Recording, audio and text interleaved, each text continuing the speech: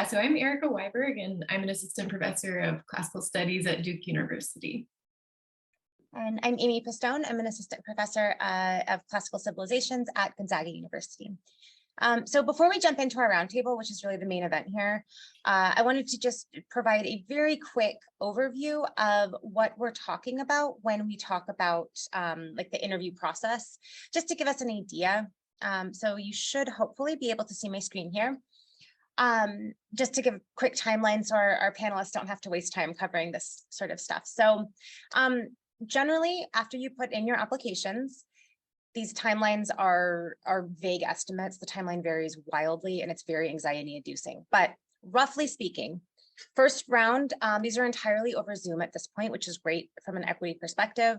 These used to take place at the SCS. That was the whole thing. So entirely at Zoom. I think our panelists will talk a bit more about this. Ideally, it will be in a nice Zoom format like you're comfortable with at this point, but sometimes you'll be in very awkward situations where you're looking at a whole panel and you can't see their faces and read their body language as well. So just be prepared for that. Second round, if held, there is not always a second round. Sometimes they jump right to that final round. But if there is a second round of interviews, it's generally also via Zoom at this point.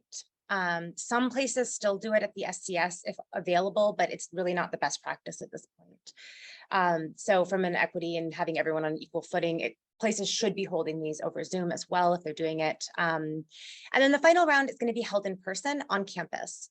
The schools pay for travel and lodging for these. For the most tenure track, they always do, as far as I know. Occasionally, there will be a different situation with a temporary position, so it's worth looking into. But they should be paying for the travel, so that is not coming out of pocket for people who are trying to interview. What can you expect on a campus interview? This varies as well. It's usually going to be about 2 days. The majority of the interview elements are held on one very long day. You get up, you have breakfast with people, you give a talk, you have a meeting. It's an incredibly grueling day, and our panelists will talk about ways to mitigate that. You will generally be asked to give a job talk. Generally, this is going to be a research talk. Sometimes it'll be some sort of a modified talk. From the position I'm in right now, I was asked to give a talk about my research, but aimed specifically at undergraduate students, as opposed to something I might give at a classics conference or something like that. You will generally be asked to do some sort of a teaching demonstration.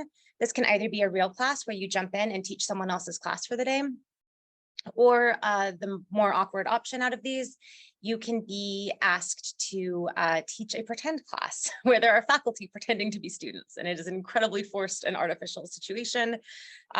Strongly encourage you find out which of those you're doing when you're asked to give a teaching demonstration. There will be a bunch of meetings with students and administrators, deans, provosts, things like that. And then I would expect 1 to 2 dinners. Often you'll get in halfway through one day, have a dinner with some people that night, and then the second night, there'll often be a second dinner. So that's just a very rough outline of what you can expect. Timelines, honestly, who knows? This is another extremely stressful part of this process. There is a job wiki you can look at that will sometimes update on who's heard what. Interview offers, in an ideal world, about a month after the applications are due, people will hear about, and I looked at last year's job market stuff, it was about a month, 4 to 6 weeks was about the average after the application deadline. So applications close on September 1st, mid-October, you should be hearing about interviews. Campus visit offers, I'd say about 4 to 6 weeks after the first round interviews as a general rule. This is mostly geared towards the tenure track. You are not going to have a second round interview for most temporary positions. It'll be first round and then a campus visit.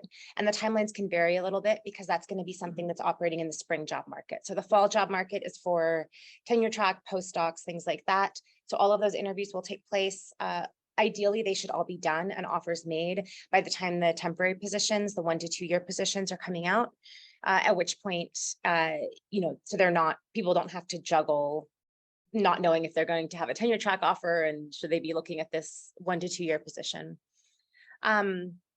Rejections you may never hear, or a year after the fact, some automated system will finally send out the sorry you didn't get the job kind of interview or email. So it's often done via word of mouth and things on the job wiki, people checking and letting you know. You will see there sometimes when some interviews have been offered. People will update that. And so if you haven't gotten one, you can kind of infer that you're probably not getting one. But the getting ghosted by jobs is unfortunately real and very frustrating experience. So hopefully that gives us a vague idea of the just kind of overview of things so that we can focus on the advice and the insight that our panelists are going to have. So I'm going to turn it over to our roundtable portion here as we get going.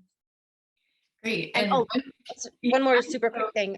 These slides, as well as a handout of advice from our panelists, will be available to everyone. We have a tentative version of it right now. I'll throw it in the chat, but we're going to update it after with any notes that come out during this discussion. So we will have these details as well as any of the tips, advice for different phases of the interview process that were compiled from our excellent panelists. Okay, now I'm really done, Erica. Okay, great. So I'm going to introduce the panelists that we have here today really quickly, mostly giving you information about who they are and maybe the particular perspective they're coming from for our panel today. So I'll start with Cassandra Casillas, who is an assistant professor of classical studies at Duke University. She's now employed in a classical studies department, but did her PhD in history at Emory and has experience applying to jobs in both classics and history departments. Matthew Farmer is an associate professor of classics at Haverford College. He has worked at both a SLAC and a large public university, University of Missouri, and has been on multiple hiring committees. Caitlin Hines is an assistant professor of classics at the University of Cincinnati. And she was a postdoc at Wake Forest University before taking the job at Cincinnati, and so has experience in both more of a liberal arts college context as well as at a public university.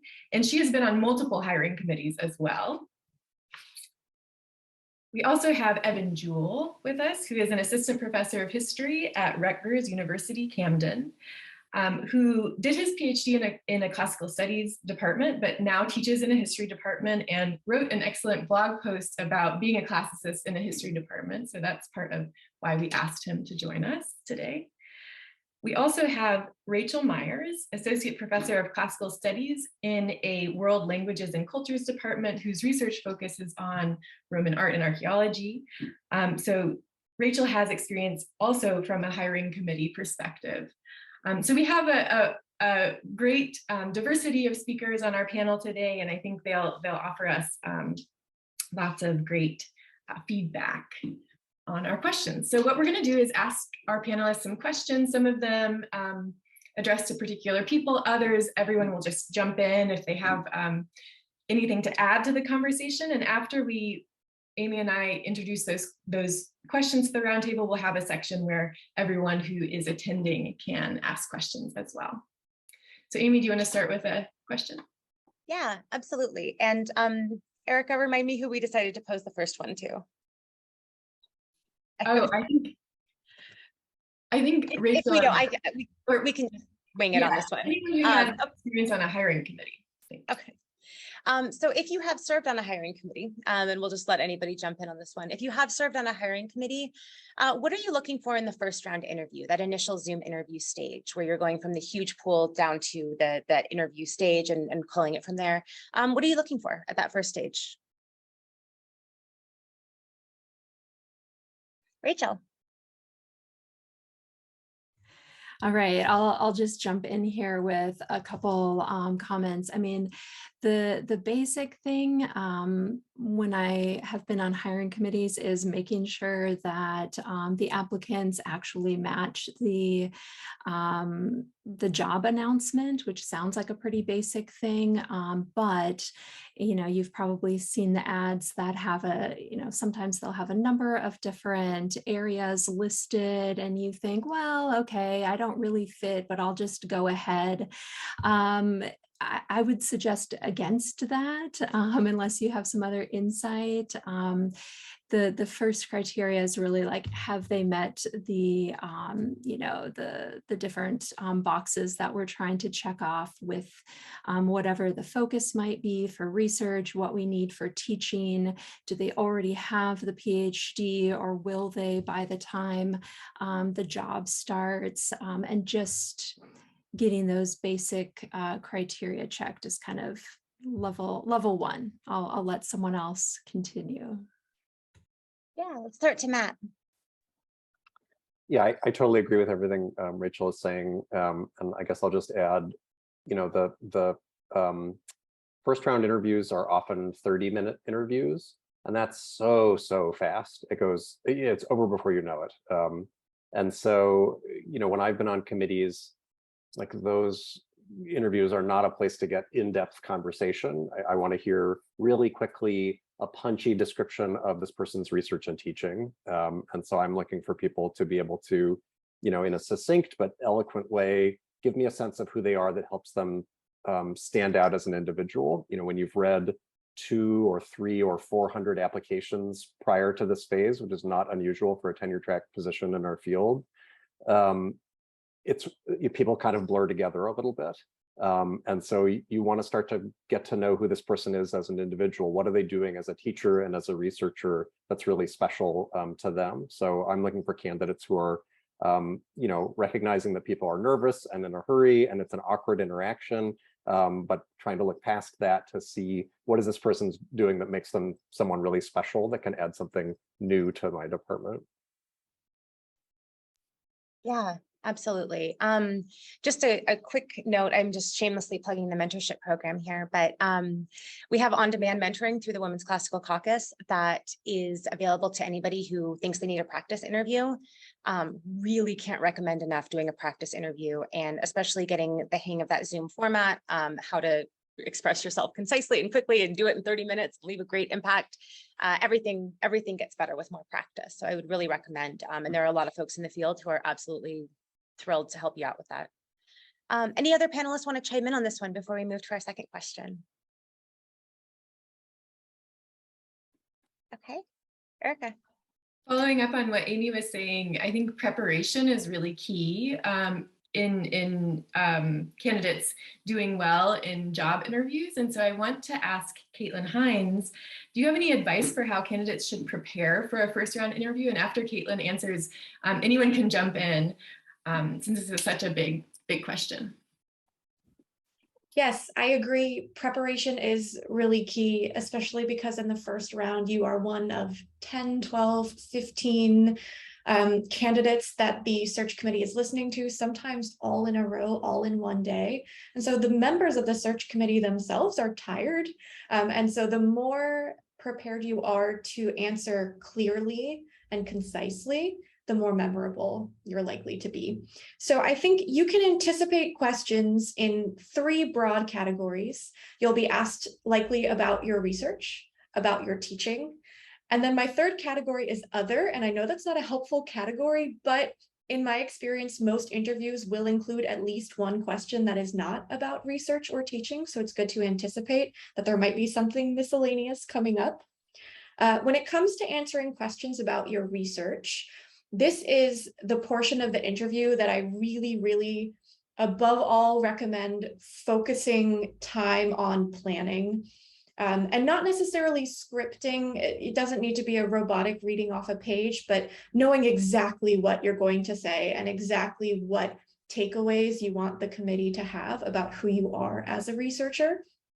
So I think making sure that you address what evidence you look at and what your methodologies are generally, specifically what kind of arguments you are making in your dissertation or monograph and in the article projects that you're working on. And also, how does your scholarship fit into the larger field, into current trends in scholarship? Are you addressing a gap in the scholarship? Are you resisting a trend in the scholarship that you think has flaws? Making sure that you include specifics, but also zoom out to frame how you fit into the larger picture of the discipline is a really effective way to be memorable. When it comes to questions about teaching, this will be so institution specific, but I think a good way to prepare is for every first round interview that you have, go look at their course catalog and see what kinds of courses they offer. From the perspective of, you'll probably be asked a question along the general lines of, how would you teach this type of course? a course that they already offer. So you want to be prepared to talk about any subcategory of course, a language course, a history course, a first-year seminar, right? You want to have some sort of answer prepared for what your approach is to that type of course. Something else to anticipate, and a good reason to look at the course catalog, is you may be asked, what new course could you add that we don't yet offer? And it's very hard to answer that question if you are not familiar with that institution's offerings. So being familiar with what they offer and what they don't, and thinking ahead of time about what you could add to their offerings is a really good idea. My other general advice for teaching questions is to be as specific as possible. Once again, there are lots and lots of candidates answering the same question. So if you can talk in less vague terms, you certainly want to talk about your teaching approach, but use specific examples, use anecdotes from the classroom, specific texts that you've taught, specific takeaways that your students had. That's another way to make sure that the way that you talk about yourself as a teacher is memorable. I also advise that you think about the demographics of the institution, because effective teaching looks different at a small liberal arts college, at a large public institution, whether you're going to be teaching giant lecture classes or small seminars, that should influence the way that you frame your answer. And also make sure if you're interviewing at an institution that has a graduate program, that you have thought through in a way distinct from undergraduate teaching, how you would teach a graduate level course, and also how you might mentor graduate level research. My third category, other, you may have questions about outreach, ways that you bring classics to your local community or to the global community. You may have questions about service, what you can contribute to the department in an extracurricular sort of way, whether that's administrative or organizing additional events, or bringing in speakers, or whatever experience you have in sort of participating in the life of an academic department. And finally, I think more and more I am seeing institutional requirements that the committee ask a question related to diversity, equity, and inclusion. I assume for an institution that asks you that, you'll already have been asked to write a diversity statement, so you'll already have articulated your thoughts on this, but do be prepared to be asked to address a question in that realm. My final piece of advice, it is impossible to anticipate exactly what questions you're going to be asked. And so spending time trying to script out what you would say to every possible question is maybe less useful than spending some time reflecting, articulating for yourself, who are you as a researcher, who are you as a teacher, and who are you as a citizen of the discipline of classics? Because if you have done some work articulating that for yourself, then any question that you're asked will draw on something that you have already reflected on and thought about. Thank you so much, Caitlin. Following up on your excellent advice there, does anyone want to talk about the mechanics of preparing for the kinds of questions that a hiring committee might ask you? Any tips and tricks for how to be the best prepared candidate you can be in an interview? Evan. Yeah, just to follow up on all the great points that Caitlin made, I would say, like, looking at the course catalog is a great thing to do, and you can also even go further a little bit to get a sense of what people are teaching with, what books are they using. You can go to try and do some snooping into the campus bookstore online and see, oh, this is the books they use. Okay, that's their approach to teaching Latin or Greek, or that's their approach to teaching Roman history. Kind of, you get a sense, you get the lay of the land. I think that's really helpful. And also kind of going back to the mock interview process, I guess everyone's committee, if they're ABD, their committee will do a mock interview, but it's also good to kind of get multiple different groups of people to interview you, so that you constantly get that kind of variety, so that it's not just like one note. And sometimes your committee may not have been hiring anyone for a very long time. Who knows? It depends. And so they might be out of practice. So you want to make sure you're kind of getting a diversity of interviewers, maybe. Excellent, thank you. Yeah, and to make that mock interview as similar to the actual thing as possible. So you're dressed the way you would, you're in the environment that you would be in, you're using the same computer and all of that, exactly the same as you would be in the actual interview. Matt. There we go. That's great advice, Erica. I mean, I've done mock Zoom interviews where I'm next door to the person I'm interviewing, but that's the format they're going to be on, and so that's what we're testing out. So I think that's really good advice. I just wanted to add one suggestion, following up on Caitlin's really thorough overview, which is that I have found it a really helpful strategy to, again, not necessarily scripting answers, but as you're thinking about what your answers to the standard questions might be, to think of longer and shorter versions of those answers. And I'll, in an interview as a candidate, typically start with a shorter version and then ask if people want to hear more. So with a teaching question, for example, this is also a way to anticipate that there may actually be courses they're teaching that aren't in their catalog yet and things like that. You might say, I'd love to teach a gender and sexuality course. I'd love to teach a course on Greek poetry. I'd love to teach mythology, and I'd be happy to talk about whichever one of those you'd like to hear about. And then they can say, yeah, actually, we don't have a myth class in our department. Could you tell us about that? And maybe that's not what you would have gone to first, but now you get to tell them something they actually want to hear about. And you can do the same thing with your research. You can have a very brief summary that's really to the point and exactly as Caitlin was saying, really highlights what makes you distinct as a researcher. And then say, I'd be happy to talk more about that, or more about, how that is going to translate into a series of articles or this other project that I'm working on, or, offer them something more. And sometimes they'll take you up on it. Sometimes they're in a hurry because they've got a standardized list of questions to get to and they won't take you up on it. But having being ready to give short answers that you can expand on is a really helpful strategy. I like that advice as well, especially because it makes you kind of think more about it as a conversation rather than you just kind of statically answering questions that are aimed at you. You can always follow up with a follow-up question, and that makes it feel like there's more back and forth. It's more natural that way. Rachel. Okay, I was just, you had asked a couple minutes ago, Erica, about some of the logistics for getting set up on Zoom, and you would think after 2.5 years of doing this, we'd all be experts, but I still always find myself like, which way am I supposed to look and how's the lighting? And today I'm in my home office, which is kind of a mess and about to undergo remodeling, which is why I chose the background for my university, because when I do the blur background, it makes my hair look really weird. So, as just if you're not super experienced with Zoom, or just if you have any new equipment, try those things out. You can just start your own meeting, record 10 seconds of yourself talking and see how you look.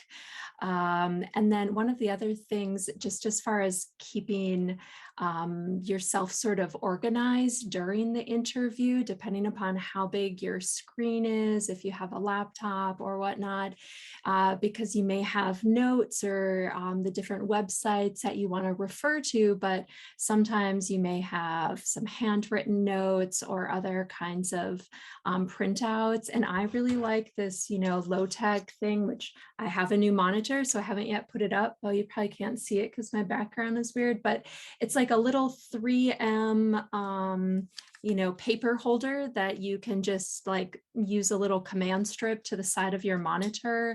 And so then you can have a set of papers off to the side.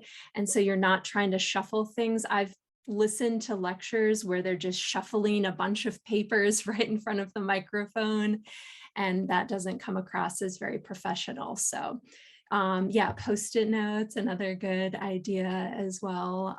So just all those sorts of things, having a glass of water nearby, any pens or pencils, those sorts of things. That's all I was going to add there. Wonderful. Thank you, Rachel. Cassandra, do you want to jump in? So I'm just echoing Post-it notes, but I would also like to say how I do the Post-it notes. So I write on the side with the sticky on here. So it's backwards, right? You put that and then you put the sticky here around your laptop like a Komodo dragon so that they flare out. And when you look at them, you're not looking very far away from the camera. So like, for example, I organized it so that research would be here, teaching here, and then miscellaneous here. So like when I'm talking about my research, my eye is right here. So it doesn't look like I'm kind of staring off into space. I tried to make it so that I look at the actual green light of the camera to make eye contact as much as I possibly can. You can't do it completely because you have to pay attention to the nonverbal cues that are happening during the interview, but it does help to kind of every once in a while stray your eye right here. And in addition, like on that note, putting your laptop on a box so that your eyes are equal level with the camera. So like I use the laptop box that this thing came in, and that helps it kind of, you know, be straight as opposed to me looking down at the camera, which everybody who has posted stuff on social media knows that's a bad angle to take a picture of your face is down. So yeah.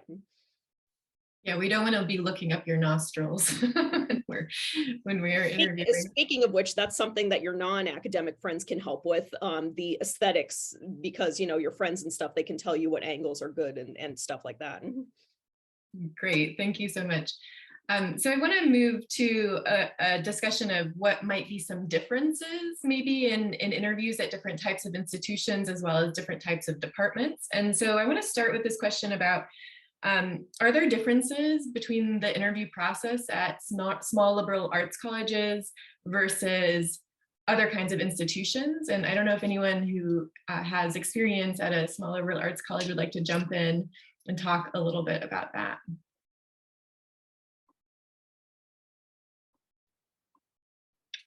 Maybe I'm thinking, Matt, do you have any ideas about that? Sure, I feel like I've been talking a lot, so I was seeing if anybody else wanted to jump in. But yeah, I've been on hiring committees at both public R1s and SLAC, small liberal arts colleges, so I think I can address this question. In terms of the process, I think, you know, one thing that tends to be different is that at a big public R1, especially a really big department, if you're looking at a, you know, a flagship state university or somewhere else that has 10, 12, 15, you know, faculty members, the search is often really being run by the department, and the folks that you're going to interact with are primarily people in the department on that search committee, and maybe the chair of the department, people like that. And it might not be until you get a campus visit or something like that that you meet the rest of the department and interact with anybody beyond the department. Whereas a liberal arts college will often have folks on hiring committees from outside the department. The entire department might not be big enough to constitute a hiring committee, or they might, you know, like my college, Haverford works this way. We always have outside members, and our searches are always run by someone, chaired by someone in another department. And, you know, the provost and even the president of the college are involved much earlier on in a small institution than, you know, at a big public university, you might never meet the provost, you might just meet a dean or something. So that can really, in terms of thinking about in terms of process, can really make for, you know, a different experience. And so the more information you can get upfront about who you'll be meeting with at the interview, who's on the search committee, you know, a lot of places will share that kind of info with you, or willing to answer those kinds of questions, and it can be kind of helpful to learn those things in advance. I mean, I'm happy to also talk about things those different kinds of committees are looking for, but I think your question is mostly about process. Maybe we should stick with that for the moment. Great, yeah, thank you. Rachel, do you want to jump in with maybe a perspective about hiring at a public university? Yeah, so at Iowa State, you know, we've got 35,000 students, something like that. And in addition, I am in a Department of World Languages and Cultures, so that makes things different as well.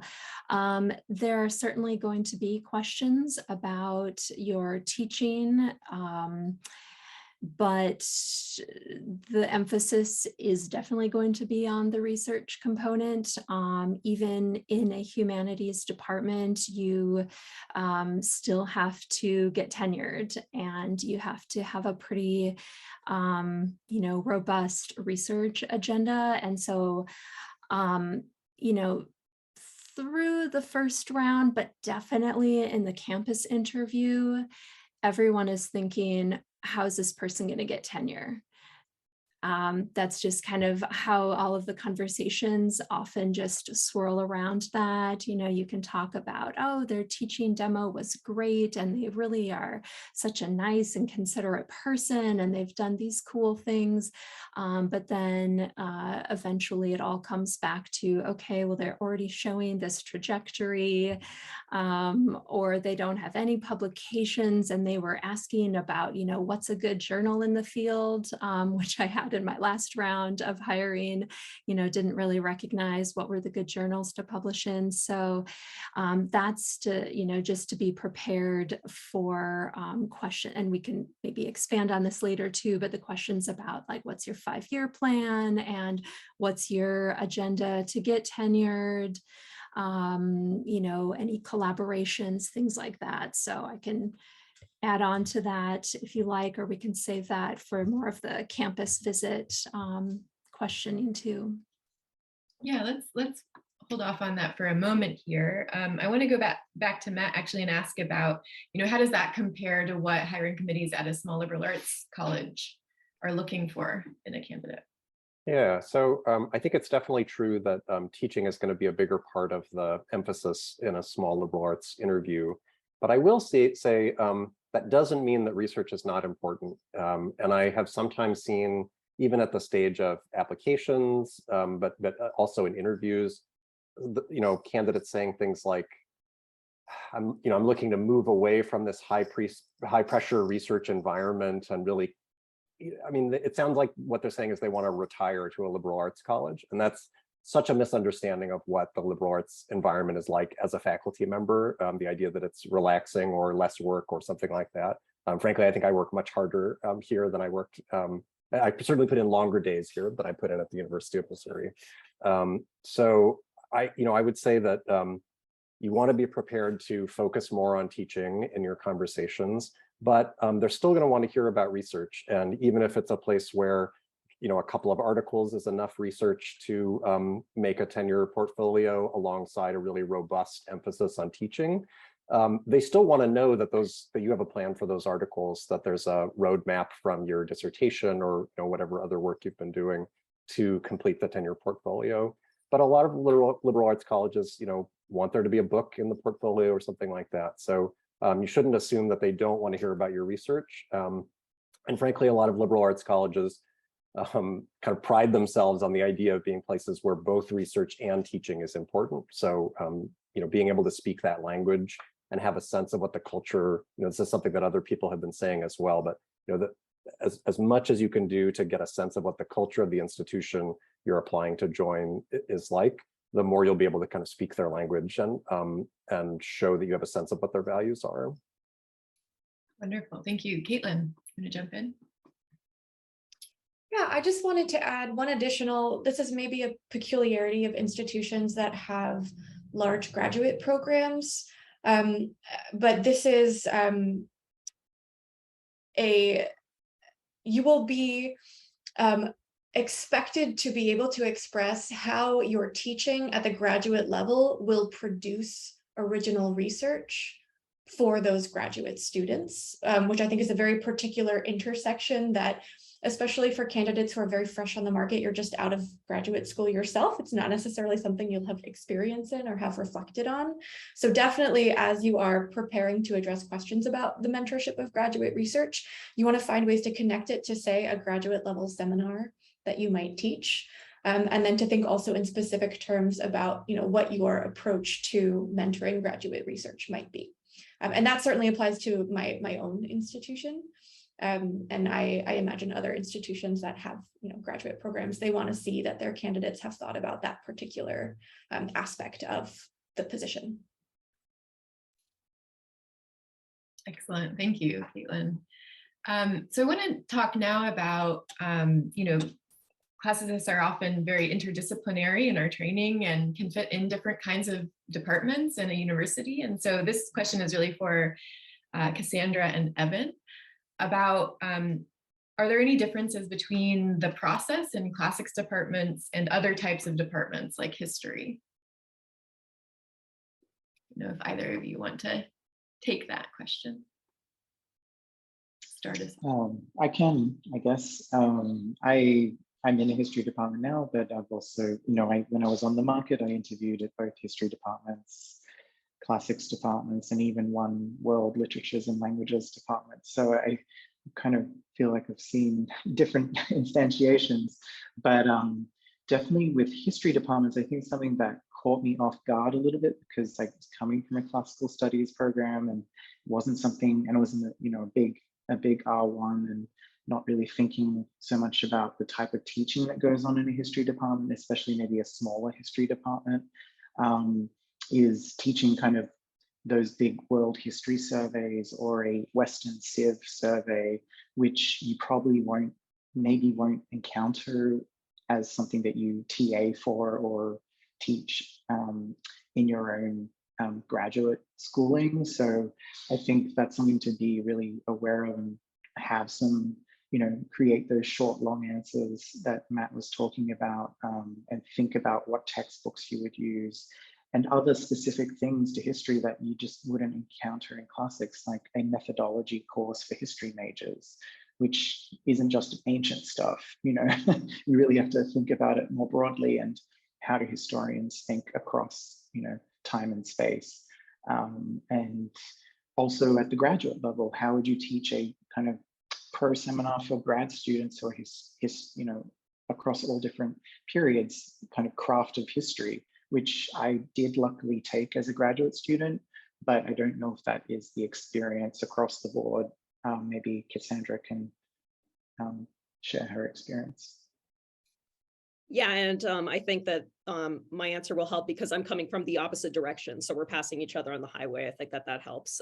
So first, I'll say, yes, I got my PhD in a history program, which means that I became a scholar in an environment where I had to talk to people who did not know what I was reading, who did not understand that I had no archives to go to, or did not understand that I only have one source for this event and I have to take Cicero's word for it, or, like read against the grain or something. Like the ability to explain how your history methodology by necessity has to be different than theirs is a really important communication skill. So like I was the first ancient grad student in history. So I really just kind of had to explain myself for a while before more of them came and the Roman historians took over the department. But that's kind of one of the things that you got to make sure that you're able to do is just converse about your sources to people who haven't read those sources, or at least aren't familiar with them.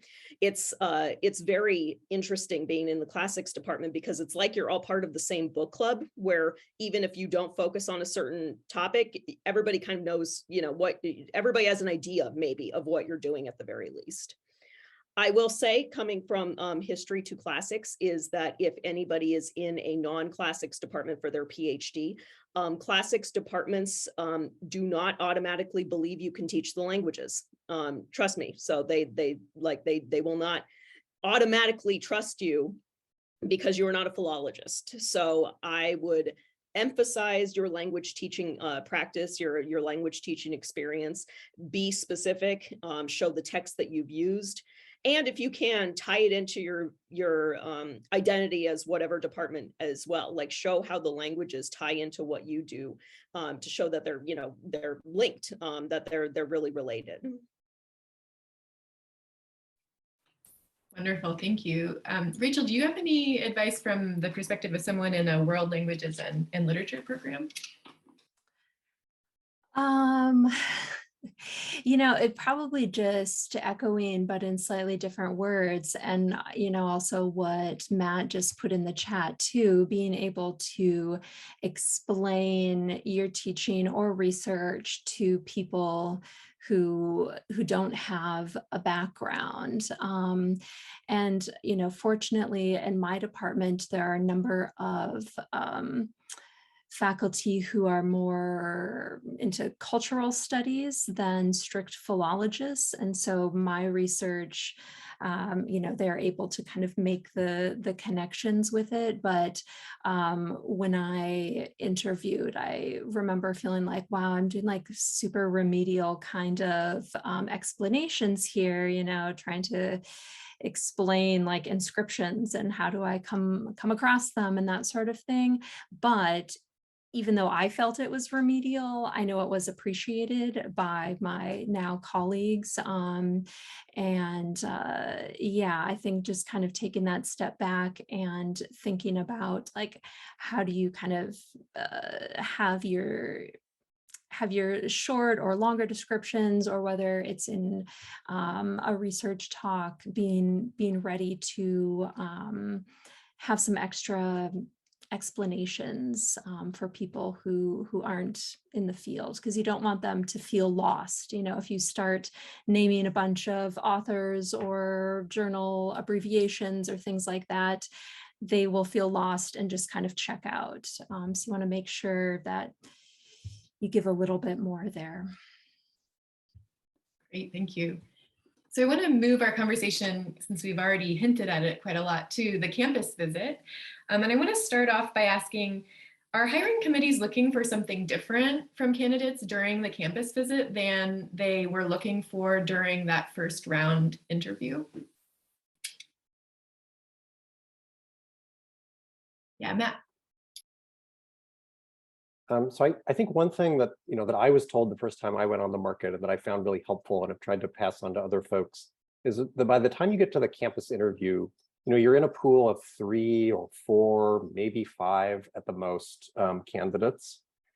It's entirely possible that any of those people could get hired, that they're even the first pick of the committee, you know, may have already gone somewhere else, that a dean or a president, excuse me, may overrule the committee's decision. All of those people have to be people that the committee is willing to hire. So you're past the point, from the candidate's point of view, what that means is you're past the point where your job is to just prove that you could do it. There's not a question at this point, do you have the qualifications for this job? The question at the campus interview phase is, are you the right person to add to our department? Are you the person that really brings something new to what we can do, or who really connects with our students in the most meaningful way, or who expands the research that our department is doing, or in some other ways add something really meaningful? And for me, that was actually something of a relief, because there's a lot of anxiety about proving in our field that like you can read the languages and you know meter and all that sort of nonsense, all those little tests that we've all been put through. You're past that, or you're supposed to be past that by the time of the campus interview. So focusing on really like being yourself and showing them who you are as an intellectual, as a scholar, as a teacher, is what you're there to do. Wonderful. Anyone want to follow up on that? Maybe from the candidate's point of view?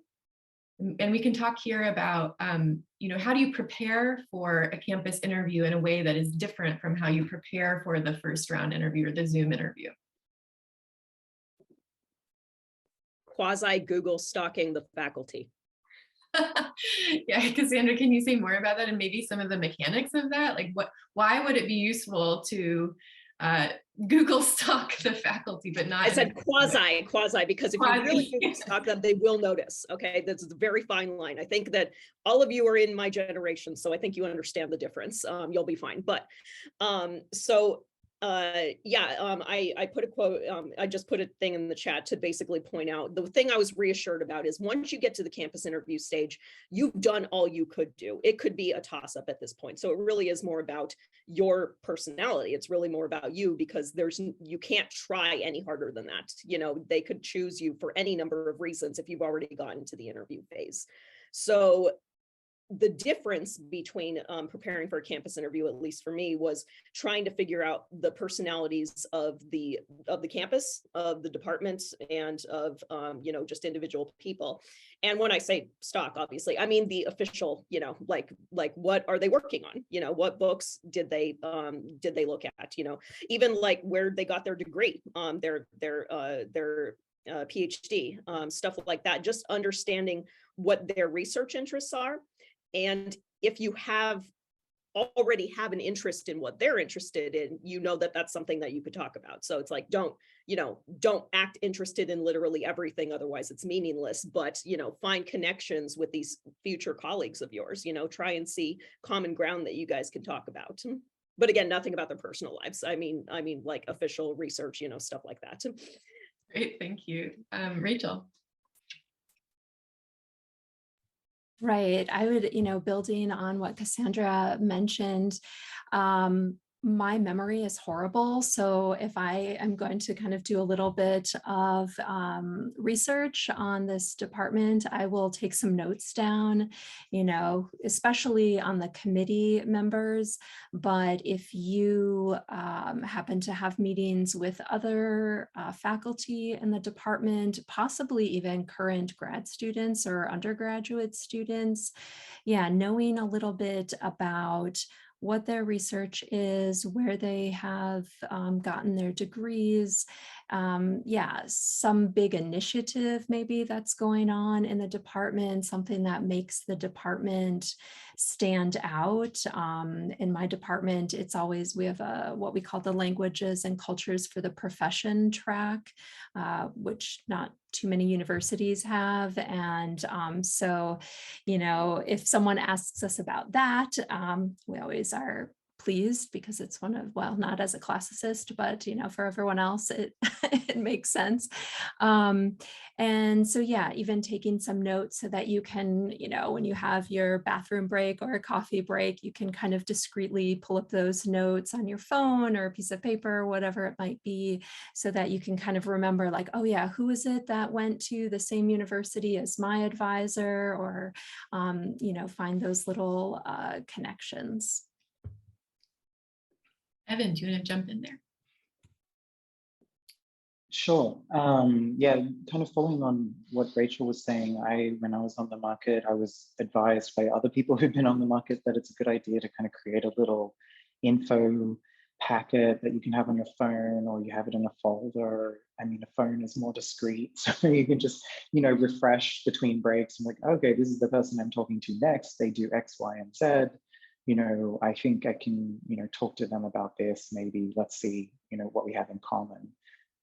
So I think that's helpful, and even if it just feels reassuring as well.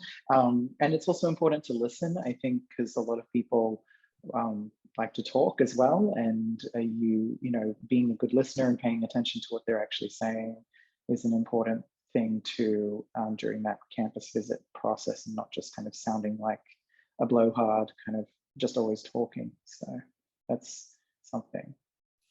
Thanks. Caitlin. So I think we should address the job talk, because if there is any part of the campus visit that's really make or break, I think at least from my own experience on hiring committees at an R1 institution, it is the job talk. So I think it is worthwhile investing as much time and energy as you have available into shaping that talk into something that is very clear, very carefully structured, and keyed to the audience that you are presenting to, which will vary depending on the institution. If at all possible, if you can arrange to give a practice job talk at your current institution, that can be really helpful.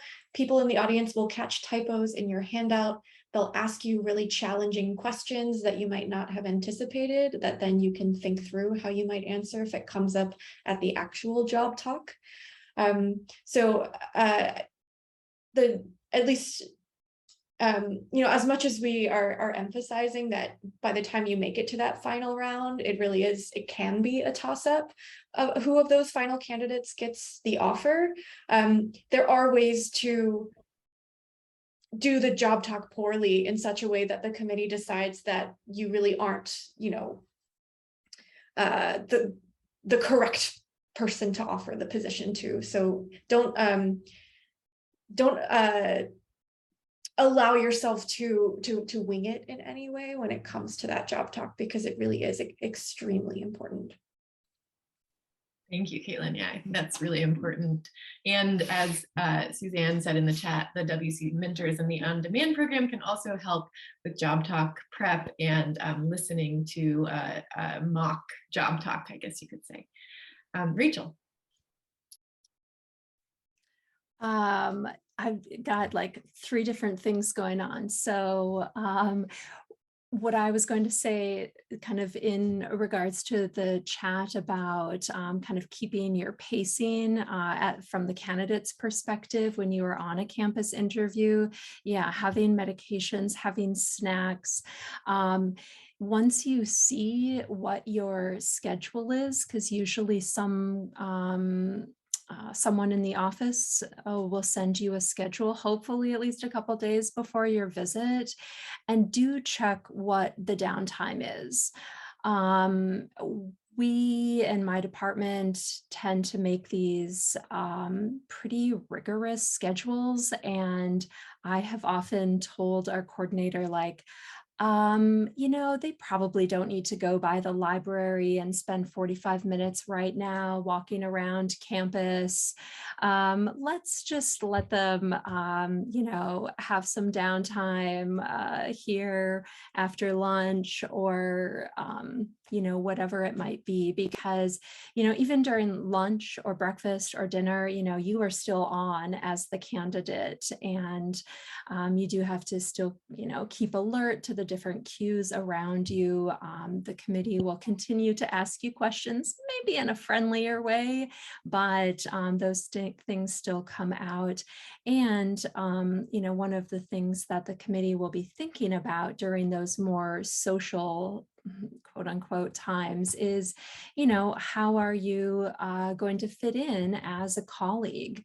Do you fit into kind of the department ethos already? How have you reacted to, if there was a mishap, maybe with the technology in your teaching demo or your talk, were you able to just kind of let it pass and keep going on? Were you fixated on it? Do you seem engaged with the committee members or other people that you might be talking to? Because yeah, that fit, I think someone said that in the chat as well about, how are you going to fit in with the department? And this also goes back to pacing yourself. I would often just use the excuse of like needing to use the restroom or get some water, and at least you have a couple minutes, like I can go down the hall, take a couple breaths, and make sure that you do take that time for yourself, especially if your schedule is very packed.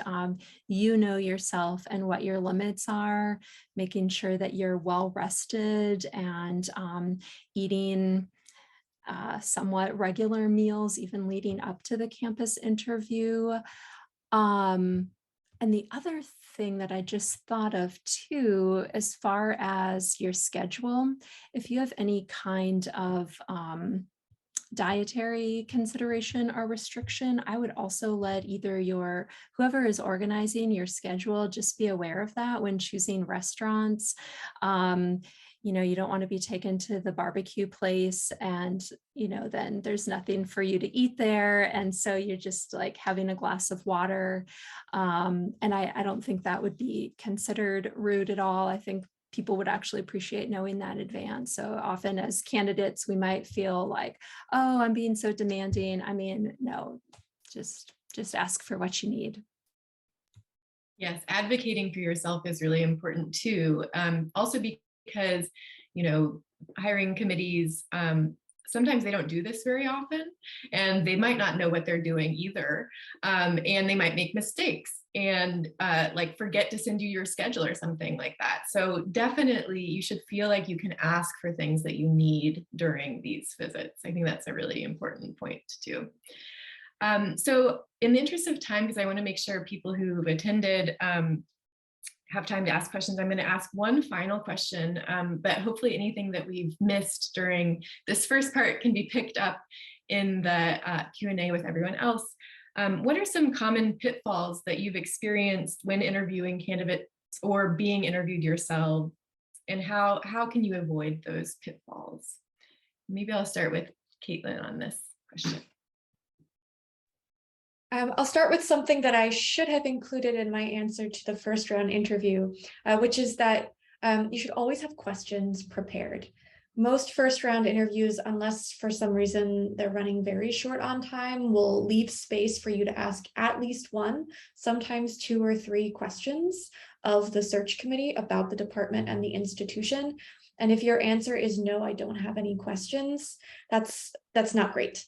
It suggests that you're not particularly interested in the position or in the institution, even if that's not the case.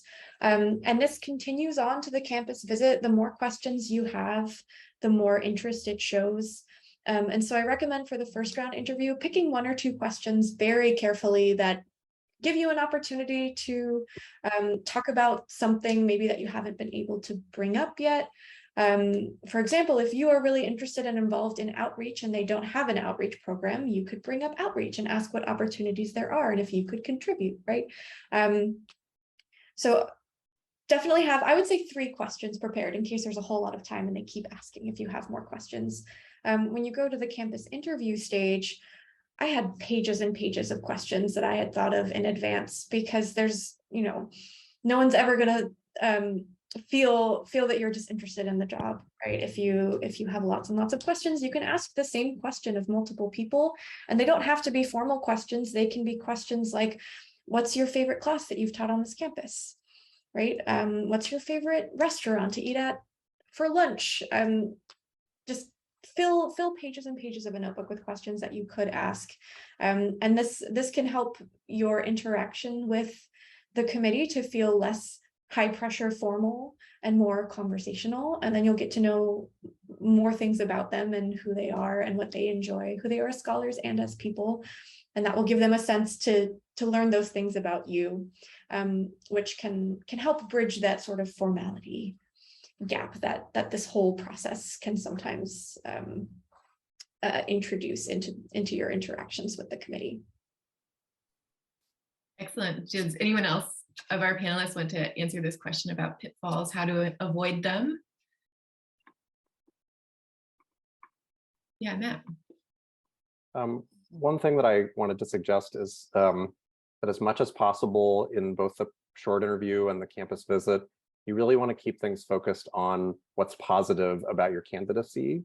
I've seen job candidates complain about their students and talk about why that's the reason they haven't been able to teach this cool course they thought of because their students weren't up for it, or complain about where they're currently living, or just whatever. And it's just not a good vibe. Especially as soon as somebody starts complaining about their students, for me, that just shuts the conversation down.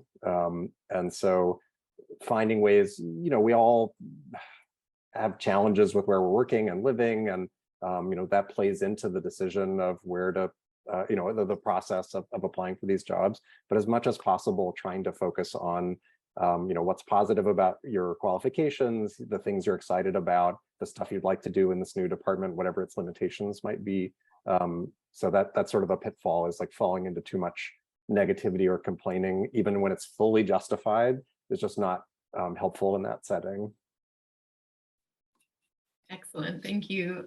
So I want to, since I'm aware of the time, tell anyone who needs to leave, of course, leave whenever you need to, but we have scheduled this until 1:30 to make sure there's time for your questions. And I also want to remind you all that even though we are recording for note-taking purposes, this part of the conversation will not be posted on the internet.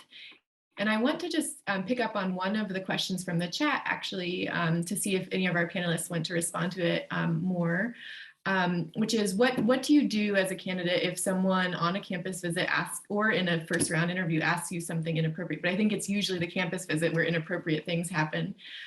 So what do you do in that situation? What recourse do you have as a candidate?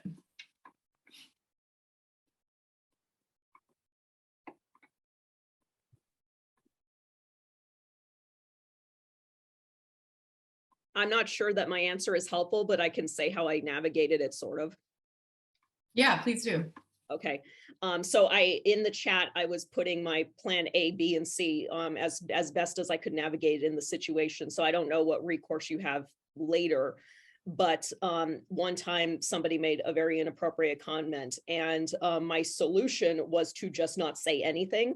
And the people around us also said nothing, and we all pretended like it didn't happen. So that was my plan A. And then I guess plan B, as I mentioned in the chat, would have been to change the subject without transition into something actually relevant. And I wouldn't know what to do if they had no shame beyond that. If they didn't get the hint after that, I actually don't know what I would have done. You can report bad behavior to the SCS as well, and I think that that's important to know that that when things like that happen, the SCS has a reporting system, and departments where it happens should be reported there. So that's it. Doesn't help you really in the moment, but that is something important to know, I think. Any other responses to this question? Yeah, can I chime in on this? Yeah. I mean, I think it's helpful also. I just thought I would put out there that the inappropriate questions that you get sometimes are really blunt and persistent. I've had that experience and it's really uncomfortable. But often they are quite a bit subtler than that, and maybe not even intended in a hostile way. But like, I've had lots of folks ask me, I'm someone who doesn't have kids and wasn't planning on having kids. People ask me, do you want to hear about schools in the area?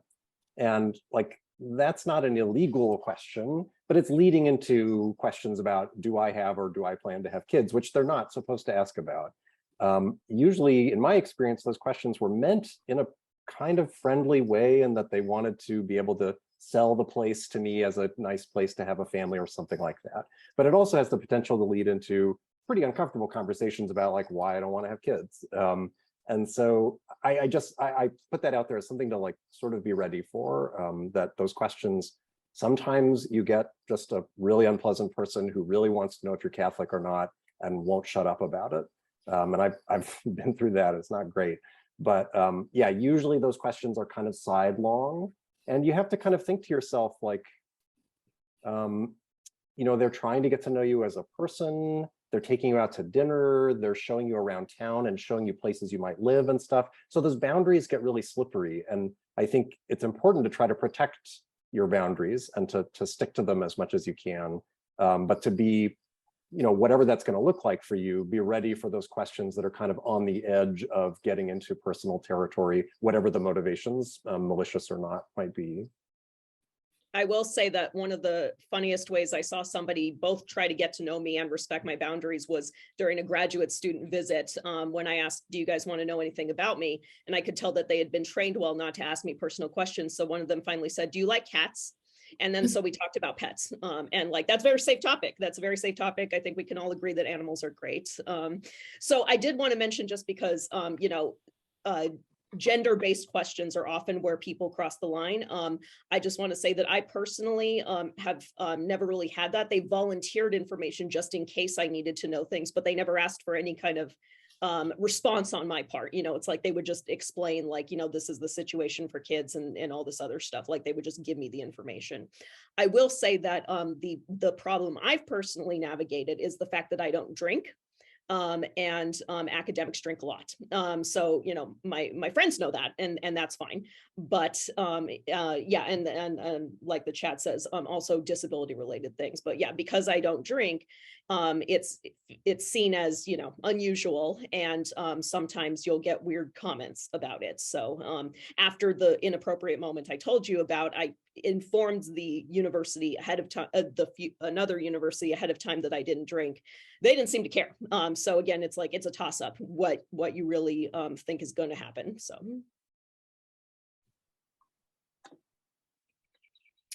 Excellent. Yeah. Any other follow-ups on this? Yeah, Suzanne. Hi, thanks. I can't resist jumping in, even though I'm not a panelist, but this question, I mean, it's such a hard one because the problem is we all come in with a body, and when you're in a campus visit, you are in a body. So they get to see how you move, how you act, how you interact with others, how you respond to questions. And we talked about like things like family situation, disability, race comes up quite a bit. Like, oh, where's your family from? And I know it's this, it's a social question, but learning practice, this is something you can practice, the art of deflecting and turning it around to answer the question you want to answer. And so it's like, oh, like, so I came in, I had 2 kids during grad school.